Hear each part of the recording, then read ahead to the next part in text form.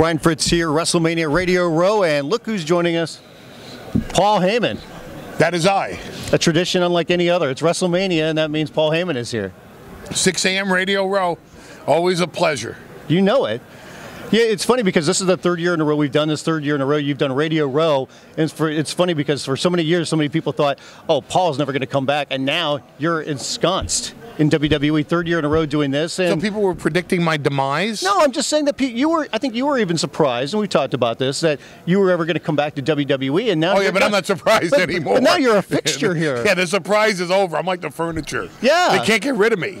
And by the way, the work you've done. I mean, obviously people always praised you for, and rightfully so, for the work that you've done. But I think especially this past year has been your best work. Well, thank you. Do you agree with that? That's the goal. Yeah.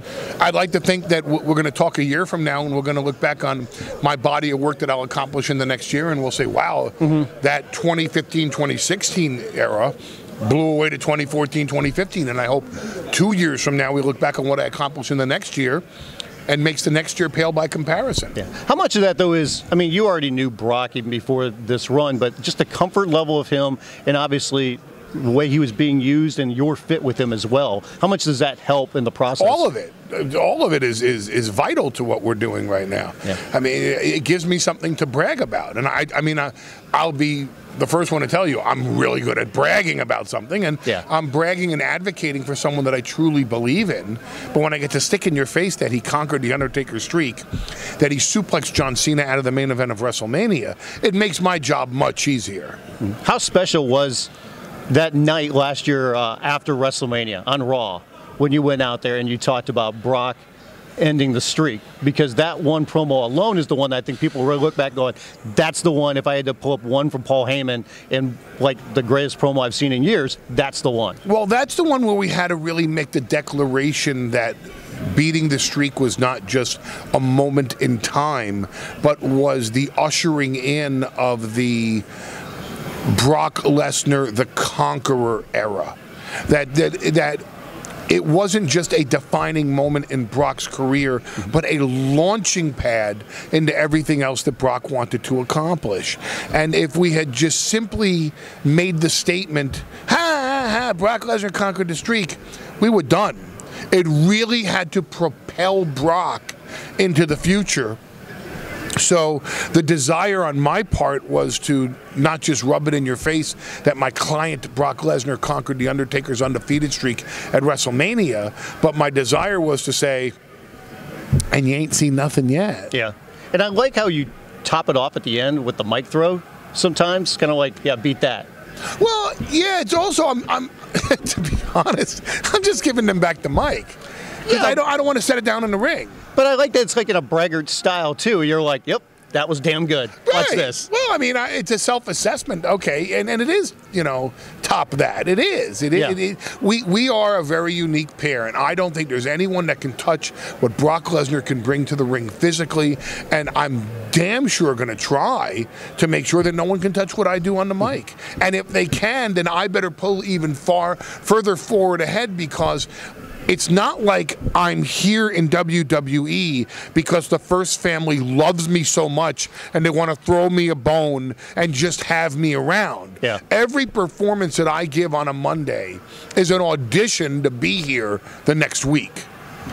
And do you look at the other people, I mean, the competition level going, oh, that guy did this, so how can I even be better than that? When you have Bray Wyatt and Stephanie McMahon spitting fire on promos lately, yes, it absolutely ups your game. So we all know Brock made the announcement earlier in the week that he has re-signed with WWE. When did you find out that he was going to be back? 5 a.m. on Monday morning, on Tuesday morning. Yeah. Were you surprised by the decision? No. Did he ask you for advice along the way? What kind of advice did you give him? My advice that I give Brock Lesnar is the same advice I would give anyone that would ask me. Go with what you want to do so passionately that you will fight for it, that no one will ever take it away from you. And when WWE came to the table very late night on Monday, it made sense for Brock to stay. Yeah. And it's funny because I know that when he was talking about that decision, he had said one of the things was he'd been training for the last couple of months, but Yes. something mentally, something was not there. And you talk about that passion, when you got to have that. So if WWE had not up that offer, how do you think, I mean, he was MMA bound, you think, right? Oh, I know he was. Okay. Oh, he was absolutely MMA bound. And I don't think it's any secret. I mean, he had already made his decision Yeah. that it would be UFC bound. Sure. Yeah. Because, I mean, it's funny because I know months ago we were all wondering, like, okay, look at the options now.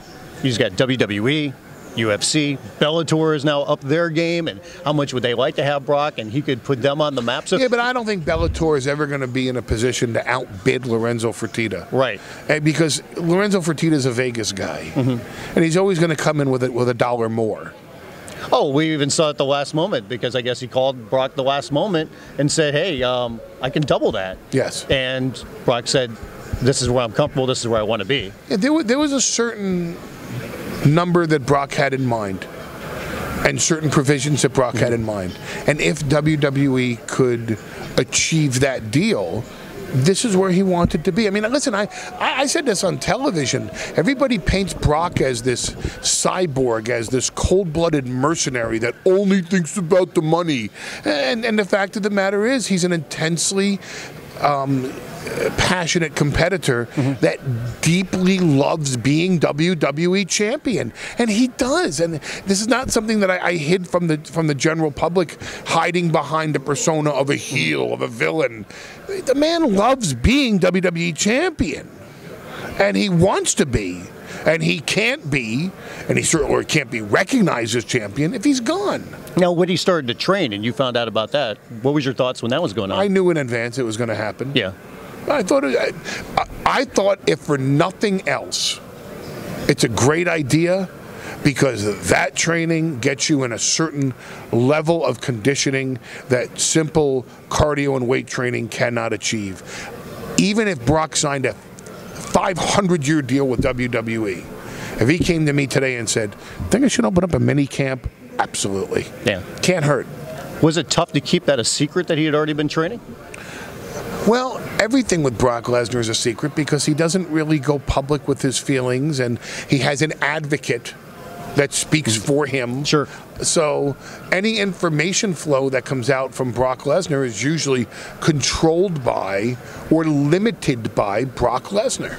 Had you already started to wrap your mind around, okay, if he is UFC bound, this is the fight, this is the hype, this is the path, things for him when it comes to him going over there?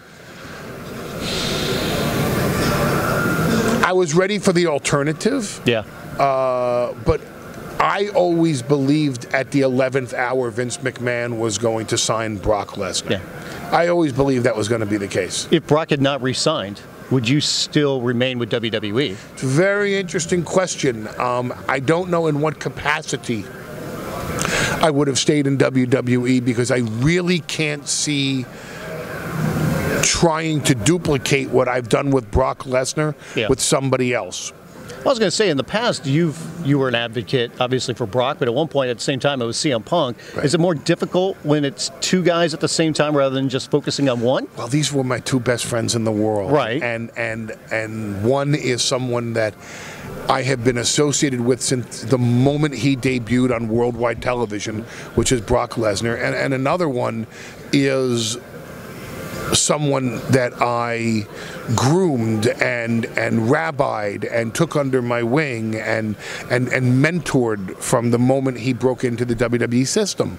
So these were the two closest people that I've ever had to me and my family in this industry. So to have them together at the same time, with one of them being the WWE champion, pretty easy gig for me. Yeah. Can you see yourself, though, now going forward, now that Brock is going to be here for another 3 years, could you ever see a spot where you are working here but you're not working alongside him? I really don't imagine that. I don't think of Brock Lesnar without Paul Heyman, and I don't think of Paul Heyman without Brock Lesnar. Yeah. We have become so immersed in each other's personalities on television. You know, hey, it works. Yeah. The routine works, you know. There's something there. There's something very unique about the way we play off of each other, and I would hate to think that anybody would ever want to tinker with that or toy with it and screw it up. So how much have you enjoyed the hype this year compared to, say, last year? Because last year was going against The Undertaker and The Streak, and this year Brock is the champion, and he's taking on the newcomer, so to speak, in Roman Reigns, who's actually having his first WrestleMania singles match, and it's in the main event for the championship. I'm enjoying it because I like Roman Reigns too. I'm a huge fan of what he brings to the table, and he's a guaranteed WrestleMania main eventer for many, many, many years to come. I also like the fact that we're coming off the most historic year of Brock Lesnar's career. A year ago at WrestleMania, Brock Lesnar conquered the streak. Then he goes to SummerSlam and suplexes John Cena out of the main event of WrestleMania. We had the triple threat match at the Royal Rumble that, to this day, people sit there and say, wow, that was the greatest triple threat match of all time. And again, what a beast in that match. So coming off the momentum of the past year and going against someone with as much momentum as Roman Reigns, it's a very interesting equation walking into this year's WrestleMania. Go back about just before the Royal Rumble, Daniel Bryan was coming back. At that time, did you think Daniel might be the guy, or did you kind of expect Roman, or is there any kind of expectations? Because I know Daniel had even advocated for the match, and you know it was something that I know a lot of fans have talked about. We'd love to see this matchup. I'd love to see Brock Lesnar versus Daniel Bryan. I think that the course was set for Brock Lesnar versus Roman Reigns right now. Yeah. Daniel Bryan has tasted the main event of WrestleMania. I'm sure he will again. But this was Roman's year. This was time to place Roman Reigns into a position where he sinks or swims in the main event of WrestleMania. And I don't know if you've had a chance to interview him so far. A couple times. Yeah, last year and then I mean this weekend. For a couple minutes, yeah. Carries himself with a great deal of poise. Extremely well. If he feels the stress or the pressure, he's sure not showing it. And by this time of the week going into WrestleMania, if you're on the show, you're feeling the pressure. Right, and especially in that spot. I mean, he's in the cooker right now. He's in the main event. There's a lot of media that's going along, plus the pressure of, I'm in the final match. I'm in the big match. He's in the match on the show with a lot of people resisting him being in that position. And he handles it with grace and dignity and poise like very few others ever have in the past. What do you think that reaction is going to be like on Sunday during that match? Because there is some belief that there's going to be some people going against Roman and kind of flipping the switch, and they'll be behind Brock. I don't think the reaction of the audience is really going to matter. What's going to happen when Brock Lesnar is let loose in WrestleMania after the year that he's had? You know, I came on television last year and I promoted, if you watch WrestleMania, you're going to see Brock Lesnar conquer the streak. People watch WrestleMania, they saw Brock Lesnar conquer the streak. I promoted SummerSlam by saying John Cena is going to get the beating of a lifetime. If you ever wanted to see John Cena get his ass royally kicked, this is the show to get, because he's going to get his ass royally kicked. John Cena got his ass royally kicked. I've been promoting this one by saying Brock Lesnar will deliver in the main event of WrestleMania a prison beating to Roman Reigns. I don't think people are paying to see a 45-minute classic. This ain't Flair Steamboat. Yeah. This ain't Randy Savage versus Ricky Steamboat. Oh wow, Ricky Steamboat, two of the examples. Wow. Oh, this isn't Rob Van Dam versus Jerry Lynn. Yeah. Throw in an ECW reference. Sure, why not? Why not? I think people are paying to see Mike Tyson. They're paying to see Ronda Rousey. They're paying to see Brock Lesnar. And that's the whole thing, is just the hype that goes into it, and seeing Brock. Now, Brock's re-signed for 3 years. Does that mean Paul Heyman is going to be in WWE for 3 years? Well, that's up to WWE. I mean, you know. Do you want to be here for 3 more years? Oh, I'd like to stay with Brock for my entire life. He's my best friend, and I'm such an admirer of what he's capable of. And we've always done projects together. When Brock Lesnar wrote his autobiography, you know, he threw out the first 2 writers that were sent to him, and he told the publishing company, I'm going to throw everybody out until you hire Paul Heyman. So Does that guarantee I'll be there? No.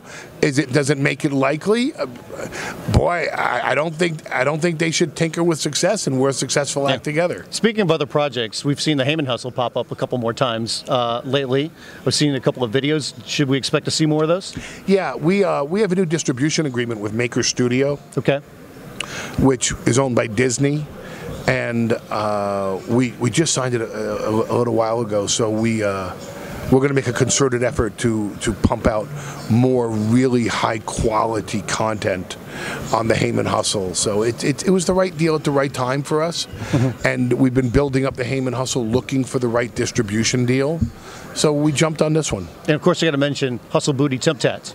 Well, you know, again, see, for people who don't get what he's talking about, and he says Hustle Booty Temp Tats, you think it's some salacious thing. No. Hashtag Hustle Booty Temp Tats. Yeah. It certainly blows away the Maxim 100. Yeah. And it gets far more viral interaction than the Maxim 100. We run a very male-oriented website. Sports, hot women, technology, and our Twitter is very interactive as well. And the Playboy Cyber Playmate of the Year posted a picture of herself in a thong and said, does anybody have a temporary tattoo of the Heyman Hustle logo, because I'd like to wear it. And I responded to that by cutting and pasting what she wrote with the hashtag Hustle Booty Temp Tats. And it trended worldwide immediately. And the next day, another model sent in a picture, and she wrote Hustle Booty Temp Tats on it. And it went viral. Right. It trended worldwide. So we found something there. And so now it doesn't have to be a girl in a thong or in a bikini with enormous cleavage. Yeah. It could be a beautiful little headshot of someone, a model. It's not. Admittedly, it's not a leprosy victim. Sure. It's not someone, with this face, but, these are beautiful women, and they post a picture of themselves, or we post a picture of them with the hashtag Hustle Booty Temp Tats, and it's like the Maxim 100, and, and it gets picked up and it trends globally all the time. Yeah. I have to bring this up, too, because being in New York and being around so many different people and relationships that you have that there's plenty that people don't even know about. Have you ever met or know Robert Durst or anybody with the Durst family? No. I've been getting this question asked of me quite a bit. Everybody's lately. hoping that you do. No. Well, so if we met somebody who was from California in the late '60s, early '70s, would you say, "Hey, man, Charles Manson? You ever hang out with Charlie?" I never know with you, though. Is that Paul, really my personality? I'm gonna ask that question because I never know. You're gonna surprise me saying, "I know this guy." That I hang out with mass murderers. I didn't say hang out. These depraved human beings. Have you ever known the person? Have you ever met him? No. Well, the Durst family, they're very well respected for their real estate business around New York. I never know. Until they got one bad egg. Nor did I know the dog who was talking to David Berkowitz and drove him to be the son of Sam Killer. Sure, why not? No, lots of reasons why not. Did you watch The Jinx? No. It's fascinating. Okay. But I'm saying it seems like it'd be something right up your alley. You'd enjoy watching. What, knowing people like that? No, it's just a fascinating story. It's a horrible conversation. It's a fascinating story, this documentary style that they did. Have you ever thought about doing anything documentary style or movies or anything? Yes. When's that coming? When the deal's right. Yeah? When's the next movie project where you are going to be in a movie? Don't know. It can't interfere with my schedule with Brock Lesnar and Monday Night Raw, and I'm a father first. Right. Absolutely. And if it takes me away from my children for too long, I'll wait till my children are 18, and then I'll pursue that avenue in life. But I don't have the luxury of being able to pack up, and go to Thailand for 3 months, because they don't shoot a lot of movies domestically, and then you have to narrow it down to shooting it in New York, unless it's the summertime, which case I can shoot it anywhere, so I bring my kids with me. But I'm not going to leave I'm not just going to up and leave my children for 6 weeks to 8 weeks to go shoot a movie for the bragging rights or even the financial gain of doing a movie. And if I want to pursue that avenue, they'll be 18 soon enough, and then I'll pursue it. Have you watched your DVD, Ladies and Gentlemen, My Name is Paul Heyman, yet? Yes. How was it? pretty fair. Did you watch it by yourself or with your kids? My kids watched it, and then they wanted to watch it with me and ask me questions about certain things. Did you have a hard time watching it? Yeah, horrible. Because I know that you did not want to watch it. Yeah, it was like one of these. Oh, God. Oh, I got to watch this now. Oh, it's terrible. Yeah. Oh. What did the kids ask? What'd you learn from that person? Yeah. When they say things like that, what do they really mean? Right. Was there anything like, why did you do that? No. Okay. No. They understand my motivation in life. Yeah. I mean, I think they have a keen understanding of their father, and I think my children will tell you, we understand all the things that our father brings to the table that's a benefit to us, and we understand all the things about our father that we should grow up to be better than that. Last thing, how's Looking for Larry doing? Awesome. We are blessed into being one of the hottest New York marketing agencies right now, certainly in the viral community. Yeah. We have been picking up staffing through, we do think tanks, which we've discussed before. The next big think is what we call it. And we have been picking up just these killer viral ninjas that understand technology and digital and the web. And we had this one kid that edits now on his phone. Yeah. It's crazy. I mean, it's just nuts that he shot some content for us and plugged the camera into his phone in the back of the car. And by the time we got to the studio, he uploaded 17 minutes of content, and I was furious. And I turned to my partner, Mitchell Stewart, and I said, we shot for 2 hours. I told this kid never to turn his camera off. He said, yeah, you got it. 17 minutes worth of content that you're going to want to review. I said, no, we shot for 2 hours. He said, yeah, he cut out all the stuff you wouldn't want. 17 minutes. Did it in the car. Blow away. How'd you do that? Oh, it's this new app. It's not really out yet. It's, you have to apply for it, and you get it, and it comes in this type of a package. And these kids are just so far ahead of the curve, and they really understand where it's going. So as far as a viral marketing agency and a traditional marketing agency, I think Looking for Larry kicks everybody's ass. Paul, thanks for the time. I appreciate it. Thank you, sir. Look forward to seeing you continue on WWE. Thank you very much. I appreciate it.